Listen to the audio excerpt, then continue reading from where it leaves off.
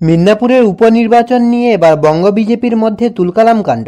বিধানসভা উপনির্বাচন আসন্ন মিদনাপুরে প্রস্তুতি শুরু করেছে বিজেপি। মিদনাপুর দিলীপ ঘোষের গড় হিসেবে পরিচিত ছিল। বিজেপি সূত্রে খবর, দলের তরফে এই বিধানসভা উপনির্বাচনের দায়িত্ব দেওয়া হয়েছে কাঁথির সাংসদ সৌমেন্দু অধিকারীকে।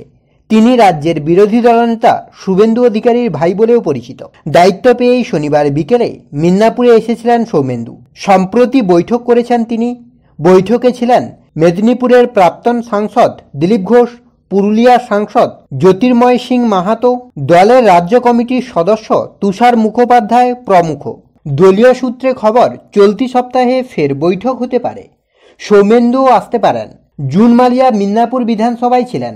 এইবার মিদনাপুর লোকসভায় তিনি জয় হয়েছেন। বিধানসভার পদে ইস্তফা দিয়েছেন তিনি। সব ঠিক থাকলে শীঘ্রই উপনির্বাচন হওয়ার কথা। কাঁথির বিজেপি সাংসদ সৌমেন্দু অধিকারী মেনেছেন, আমাকে মিদনাপুর বিধানসভার উপনির্বাচনের জন্য ইনচার্জের দায়িত্ব দেওয়া হয়েছে। রাজ্য নেতৃত্ব এই দায়িত্ব দিয়েছেন। লোকসভা জিতলেও ভোটের নিরিখে মিদনাপুর বিধানসভা কেন্দ্রে তৃণমূলের ফল আশানুরূপ হয়নি।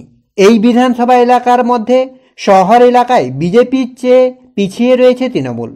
বিধানসভা উপনির্বাচনের আগে যা চিন্তায় রেখেছিল ঘাসফুল শিবিরকে, অবশ্য খুব একটা স্বস্তিতে নেই গেরুয়া শিবিরও।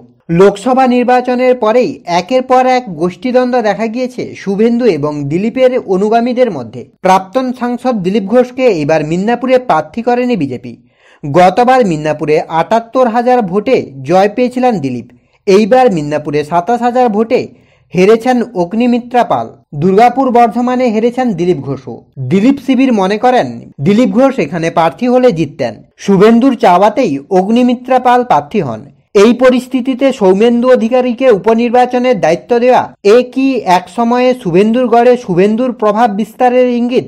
আলোচনা রয়েছে বিজেপির অন্তরে। রাজ্য সভাপতি সুকান্ত মজুমদারের কথায়, আমাদের দলের রীতি ও সাংসদদের উপনির্বাচনের দায়িত্ব দেওয়া হয়। এই এলাকার নিকটবর্তী সাংসদ, সেক্ষেত্রে জনপ্রিয় তিনি, তাই তার উপরেই রীতি মেনে দায়িত্ব দেওয়া হয়েছে।